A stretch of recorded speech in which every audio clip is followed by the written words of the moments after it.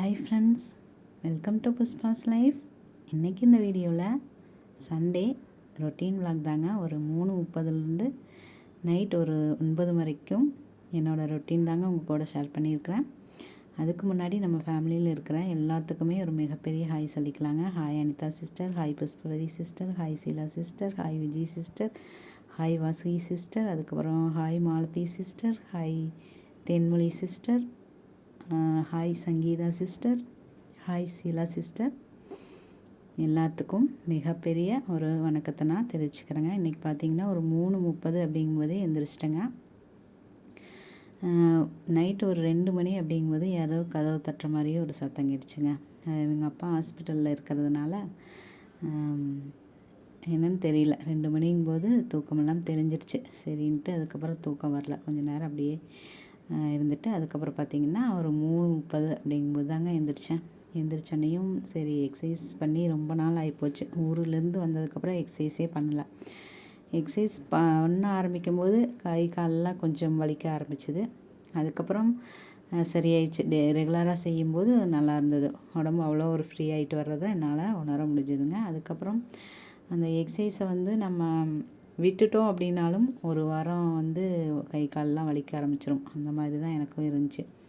செய்யணும்னு நினைக்கிறது, ஆனால் லேட்டாக எழுந்திரிக்கிறதுனால செய்யவே முடியல. பூஜைகள் மட்டும்தான் செஞ்சிட்ருந்தேன். இன்றைக்கி பார்த்திங்கன்னா என்னோடய எக்ஸசைஸும் முடிச்சுட்டு பூஜை வேலையில் ஒரு 5 மணிங்கும்போது டான்னு ஆரம்பிச்சிட்டேங்க. இங்கே எல்லா இதில் தொழுகுவாங்க. அந்த மைக்கில் சத்தம் கேட்கும் 5 மணிங்கும்போது. அந்த நேரத்தில் எப்போவுமே அந்த நேரத்தில் விளக்கேற்றணும்னு ரொம்ப நினச்சிட்டே இருப்பேன். ஆனால் இன்றைக்கி பார்த்தீங்க அப்படின்னா தீபம் ஏற்றிட்டேங்க. எனக்கு அவ்வளோ ஒரு ஹாப்பியாக இருந்தது. இன்றைக்கி வேண்டுதல் எல்லாமே எங்கள் வீட்டுக்காருக்காக தான் இருந்தது. சீக்கிரமாக ஒரு நல்லபடியாக திரும்பி வந்துடணும் அப்படின்னு சொல்லிட்டு. நேற்று கூட வாசுகி சிஸ்டர் சொல்லியிருந்தாங்க, அண்ணா நல்லபடியாக திரும்பி வந்துடுவாங்க, உங்களோட மனசுக்கு நல்லதே நடக்கும்னு சொல்லியிருந்தாங்க. எனக்கு அவ்வளோ ஒரு ஹாப்பியாக இருந்தது. Thank you sister. அப்புறம் தேன்மொழி சிஸ்டர்னு நினைக்கிறேன், அவங்களும் சொல்லியிருந்தாங்க, உங்களோட நல்ல மனசுக்கு கண்டிப்பாக நல்லதே நடக்கும், கவலைப்படாதீங்கிற மாதிரி சொல்லியிருந்தாங்க. ரொம்ப நன்றி சிஸ்டர். அதுக்கப்புறம் இன்னும் நம்மளோட ஃபேமிலியில் நேற்று போட்ட பதிவு யாரும் பார்க்கல அப்படின்னு நினைக்கிறேன். இவங்க தான் கமெண்ட்ஸ் பண்ணியிருந்தாங்க 2 பேரும். உங்கள் 2 பேர்த்துக்கும் நான் ரொம்ப நன்றியை தெரிவிச்சுக்கிறேங்க. அதுக்கப்புறம் பார்த்திங்கன்னா என்ன தான் நம்ம தைரியமாக இருக்கணும் அப்படின்னு முயற்சி பண்ணாலும் என்னோடய முகத்தில் பார்த்திங்க அப்படின்னா ஒரு சேட்னஸ் அப்படியே நல்லாவே தெரியும், பார்த்திங்க அப்படின்னாவே தெரியும்.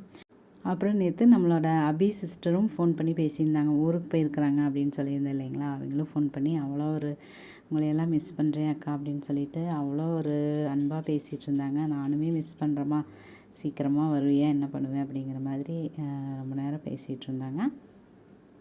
உங்கள் கூட கமெண்ட்ஸில் மட்டும்தான் என்னால் பேச முடியும் இல்லைங்களா. அவங்களும் அண்ணாக்கு சரியாயிரும், நானும் தொழுதுக்கிறேன், அவங்களுக்காக வேண்டிக்கிறேன் அப்படிங்கிற மாதிரி சொல்லியிருந்தாங்க. எனக்கு அவ்வளோ ஒரு ஹாப்பியாக இருந்தது. எனக்காக நீங்களும் வேண்டிக்கிறது அப்படிங்கிறது இன்னுமே எனக்கு எப்படி சொல்கிறதுன்னு தெரியல. நம்ம தளர்ந்து போகிற தருணங்களில் கூட அன்பானவங்க நம்ம கூட இருக்கிறாங்க அப்படிங்கிற ஒரு நம்பிக்கை இருக்கும்போது எதையுமே நம்மளால் எதிர்கொள்ள முடியுங்கிற மாதிரி ஒரு நம்பிக்கை வரும் இல்லைங்களா. அந்த மாதிரி தான் எனக்கும் இருந்துச்சு. உங்களோட அன்பு என்னையும் எங்கள் குடும்பத்தையுமே எப்படி சொல்கிறது, ஹாப்பியாக வச்சுக்கும் அப்படின்னு நான் சொல்லுவேங்க. அதுக்கப்புறம் நம்மளோட புஷ்பவதி சிஸ்டர் ஃபஸ்ட்டு திருச்செந்தூரில் இருக்கிறேன் அப்படிங்கிற மாதிரி சொல்லியிருந்தாங்க. நேற்று பார்த்தீங்க அப்படின்னா திருவண்ணாமலையில் இருக்கிறேன் அப்படிங்கிற மாதிரி சொல்லியிருந்தாங்க. மருதமலை வருவீங்களா அப்படின்னு கூட கேட்டிருந்தேன். ஆனால் அவங்க ரொம்ப பிஸியாக இருப்பாங்க போல், அதனால் அவங்க எதுவும் சொல்லலை. மலேசியாவிலேருந்து இங்கே முருகன் கோயிலுக்காக போயிட்டுருக்குறீங்க அப்படின்னு நினைக்கிறேன் புஷ்பவதி சிஸ்டர். நல்லபடியாக சாமியை கும்பிட்டு வாங்க. அதுக்கப்புறம் தேன்மொழி சிஸ்டரும் சொல்லியிருந்தாங்க என்ன அப்படின்னா, சிஸ்டர் அக்கா நீங்கள் சொல்கிறது எல்லாமே நல்லா இருக்குது, உங்களோட வீடியோ பார்க்குறது எங்களை மாதிரி பெண்களுக்கு யூஸாக இருக்கும் அப்படிங்கிற மாதிரி சொல்லியிருந்தாங்க. ரொம்ப நன்றி தேன்மொழி சிஸ்டர். என்னோடய வீடியோஸ் எல்லாமே யாரோ ஒருத்தருக்கு யூஸ் ஆகணும் அப்படிங்கிற ஒரு நோக்கத்தோடு தாங்க நானுமே போட்டுட்ருக்குறேன். அதை நீங்கள் உங்களோட கமெண்ட்ஸ் மூலிமா, வார்த்தைகள் மூலிமா சொல்லும்போது நிஜமாலுமே இது பார்த்திங்க அப்படின்னா சரி பூஜைகள்லாம் முடிச்சுட்டு வானத்தை கொஞ்சம் பார்க்கலான்னு நிமிர்ந்து பார்க்கும்போது அந்த மேகங்கள்லாம் அழகாக இருந்ததுங்க. அதை பார்க்கும்போது பார்த்திங்கன்னா இந்த பக்கமும் வாழை பூ வந்து வச்சுருந்தது. இந்த பக்கமும் வடக்கன்னு சொல்லுவாங்க, தெற்கன்னு சொல்லுவாங்கன்னு நினைக்கிறேன். தெற்கையும் ஈனிருந்தது, வாழை ஈனிருந்ததுன்னு சொல்லுவாங்க. இந்த பக்கம் வடக்கையும் வாழைப்பூ வந்து பிடிச்சிருந்ததுங்க, வாழைக்காய். அதை தான் வீடியோவில் காட்டியிருக்கிறேன். அதுக்கப்புறம் பார்த்திங்கன்னா இந்த மழை வந்துகிட்டே இருந்தது ஒரு வாரமாக. அதனால் க்ளீன் பண்ணவே இல்லைங்க வாசல்லாம். பாருங்கள் எப்படி ஒரு இந்த வேப்ப மரத்தோட அந்த இலைகள்லாம் அவ்வளோ இருந்தது. அதுக்கப்புறம் பார்த்திங்கன்னா இந்த பூ வந்து எனக்கு வைக்கலாமா வேண்டாமான்னு ஒரே யோசனையாக இருந்ததுங்க. யாராவது பார்த்தாங்கன்னா வீட்டுக்காரர் இப்படி ஹாஸ்பிட்டலில் இருக்கிறாங்க, இந்த பொண்ணு என்ன இப்படி இருக்குதுன்னு ஏதாவது சொல்லிடுவாங்களோன்னு தோணுச்சு. சரி இருந்தாலும் கொஞ்சமாக வச்சுக்கலாம் அப்படின்னு சொல்லி தாங்க வச்சிட்ருக்கிறேன். அதுக்கப்புறம் பார்த்திங்கன்னா நம்மளோட செம்பருத்தி பூ எதுவுமே நான் இன்றைக்கி பறிக்கலை. செவ்வந்தி இந்த மாதிரி ரோஸ் எல்லாமே இருந்ததுனால, மல்லி முல்லைப்பூ எல்லாமே இருந்ததுனால இன்றைக்கி எதுவுமே பறிக்கலை, அப்படியே இருக்குது. அதில் ஒரு சின்னதாக ஒரு அழகாக செம்பருத்தி பூ பூத்திருந்தது. அதையெல்லாம் அப்படியே பார்த்துட்ருந்தேங்க. நம்மளோட மனசு நாம் விடுற நேரத்தில் எல்லாமே எனக்கு வந்து இந்த செடிகளும் இந்த பிரபஞ்சமும் இந்த இயற்கையும் தாங்க எப்போவுமே என் கூட இருந்துகிட்டே இருக்குது. இதையெல்லாம் பார்க்கும்போது எனக்கு கொஞ்சம் என்னோடய கவலைகள்லாம் மறக்கிற மாதிரி, நம்ம கூட யாரோ இருக்கிற மாதிரியும், நம்ம தனியாக இல்லாமல் நம்ம கூட இருக்கிற மாதிரியும் ஒரு நல்ல ஒரு ஃபீலிங்காக இருந்ததுங்க. அப்புறம் ரொம்ப நாளைக்கு அப்புறம் கோலம் போடுறேன் அப்படிங்கிறது தாங்க சொல்கிறேன். பச்சரிசி மாவும் அரைச்செடுத்து தான் கோலம் போடுறேன். அதை வந்து வீடியோவே எடுக்கலை.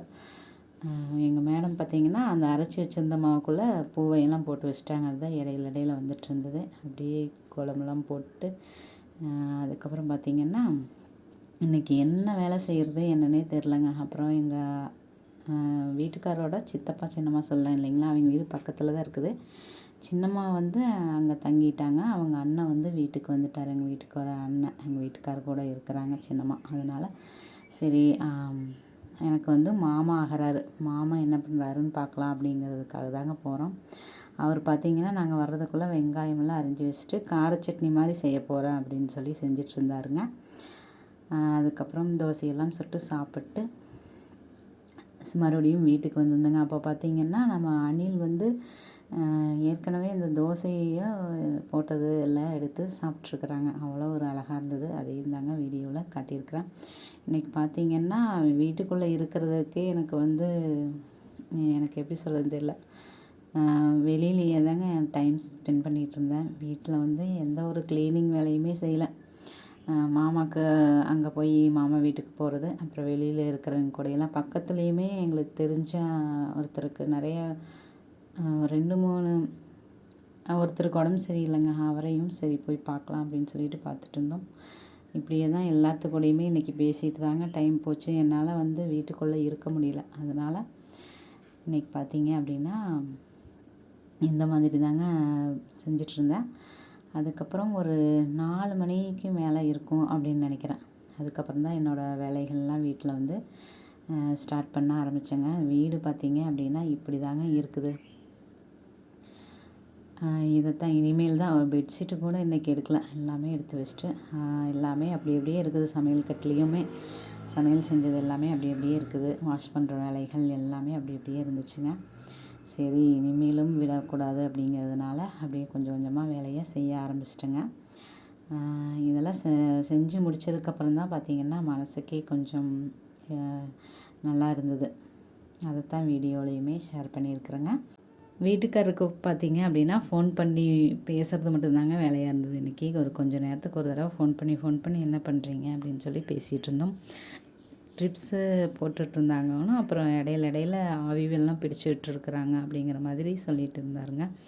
உடம்பு இப்போ பரவாயில்ல அப்படிங்கிற மாதிரியும், அதுக்கப்புறம் பார்த்திங்கன்னா இன்றைக்கி சாயந்தரத்துக்குள்ளே டிஸ்சார்ஜ் பண்ணாலும் பண்ணிடுவாங்க, இல்லைன்னா காலையில் பண்ணிடுவாங்க அப்படிங்கிற மாதிரி சொன்னாங்க. அதுக்கப்புறம் தாங்க கொஞ்சம் மனசுக்கே நல்லா இருந்தது. அதுக்கப்புறம் தான் நான் இந்த வேலைகள்லாம் செய்ய ஆரம்பிச்சிட்டேன். அதுக்கு முன்னாடி வீட்டுக்குள்ளே இருக்கிறவே பிடிக்கல, வெளியில் போய் எல்லாத்துக்கூடையும் பேசிகிட்டு இருந்தேங்க. அப்படி தான் இன்றைக்கி டைம் ஸ்பெண்ட் பண்ணிகிட்ருந்தேன். அப்புறம் வந்துடுவாங்க அப்படிங்கிற மாதிரி ஒரு உங்களோட வேண்டுதல்களும் பிரார்த்தனைகளும் என்னோட வேண்டுதலும் அந்த முருகனும் சிவனும் சரி எல்லா கடவுளுமே எங்கள் குலதெய்வம் எல்லாருமே எனக்கு ஒரு நல்ல வழியை கொடுத்துட்டாங்க அப்படிங்கிற ஒரு நம்பிக்கையோடு மறுபடியும் வேலைகளையெல்லாம் செஞ்சிட்ருந்தேங்க. இனி நாளைக்கு வந்து திங்கட்கிழமை நிலைவாசல் பூஜை செய்வாங்க இல்லைங்களா, அதனால் அடுப்பெல்லாம் கொஞ்சம் க்ளீன் பண்ணி விட்டுட்டு, அது கூடவே நான் அடுப்பு க்ளீன் பண்ணும்போதெல்லாம் எழுதிடுறதுங்க. அட்சயம் இந்த மாதிரிலாம் எழுதிட்டு மஞ்சள் குங்குமம்லாம் வச்சு விட்டுட்டு தீபமும் ஏற்றிடுறதுங்க அப்போவே. ஏன்னா அதுக்கப்புறம் நம்ம சமையல் செய்ய ஆரம்பிச்சிருவோம், அப்புறம் இதே மாதிரி க்ளீனாக இருக்காது அப்படிங்கிறதுனால நான் இந்த மாதிரி தாங்க பண்ணிக்கிறது. அதுக்கப்புறம் பார்த்திங்கன்னா வானத்தில் நிலவு அவ்வளோ ஒரு அழகாக இருந்தது, அதையுமே வீடியோவில் காட்டியிருப்பேன். என் பையனுமே சொல்லிகிட்டு இருந்தான், அப்பா இல்லைன்னா அது ஒரு மாதிரியே இருக்குது, என்னம்மா வீடாகவே இல்லை அப்படிங்கிற மாதிரி சொல்லிட்டு இருந்தான். இது பார்த்திங்கன்னா அந்த மஞ்சள் எச்சா போகும்போது இந்த மாதிரி தாங்க நான் நிலைவாசலில் தான் அதை வந்து அப்ளை பண்ணி விட்டுக்கிறேங்க. அதுக்கப்புறம் பருப்பும் சாப்பாடு செஞ்சு தர சொல்லி பையன் கேட்டான், அதனால் சரி அதையே செஞ்சிடலாம் அப்படின்னு தாங்க அரிசி பருப்பு சாப்பாடு தான் வைக்கலாம் அப்படிங்கிற ஒரு ஐடியாவில் செஞ்சிட்ருந்தேன். நான் பார்த்தீங்க அப்படின்னா தீபம் ஏற்றாமையே சமையல் வேலையை ஸ்டார்ட் பண்ணிட்டேன். அதுக்கப்புறம் தாங்க மறுபடியும் இது தப்பாக கரெக்டாங்கிறதெல்லாம் எனக்கு தெரியல. சரி மறுபடியும் தீபம்லாம் ஏற்றி வச்சுட்டு சாமியை கும்பிட்டுக்கிறேங்க. அதுக்கப்புறம் இன்றைக்கி இப்படி தாங்க பொழுது போச்சு. அவர் வர்றாங்க அப்படிங்கிற ஒரு நியூஸ் தெரிஞ்சதுக்கப்புறம் தான் கொஞ்சம் மனசுக்கே நல்லா இருந்தது. அரிசியும் பருப்பு சாப்பாடும் ரெடி ஆயிடுச்சு. சாப்பிட்டு ரெஸ்ட் எடுக்க வேண்டியது தான். வர்றாங்களா என்னங்கிறத ஃபோன் பண்ணி கேட்டுட்டு அதுக்கு தகுந்த மாதிரி மற்ற பிளானிங்கெல்லாம் பண்ணணுங்க. மேடம் பார்த்தீங்க அப்படின்னா தூக்குமான்னு மறுபடியும் வந்து தூக்க சொல்லிட்டாங்க. ஓகே ஃப்ரெண்ட்ஸ், இப்படி தாங்க இன்றைக்கி விலாக் போச்சு. இந்த பதிவு கண்டிப்பாக உங்களுக்கு பிடிச்சிருக்கும் அப்படின்னு நான் நம்புகிறேன். மீண்டும் ஒரு நல்ல பயனுள்ள பதிவுடன் உங்களை சந்திக்கிறேன். அதுவரை உங்களிடமிருந்து விடைபெறுவது நான் உங்களுடைய அன்புள்ள தோழி புஷ்பா. இந்த வாழ்க்கை நமக்கும் சரி நம்மளை சுற்றி இருக்கிறவங்களுக்கும் மகிழ்ச்சியவே கொடுக்கணும் அப்படின்னு மனமார இறைவன்கிட்ட பிரார்த்தனை பண்ணிக்கிறேங்க. தேங்க்ஸ் ஃபார் வாட்சிங் ஃப்ரெண்ட்ஸ். தேங்க்யூ.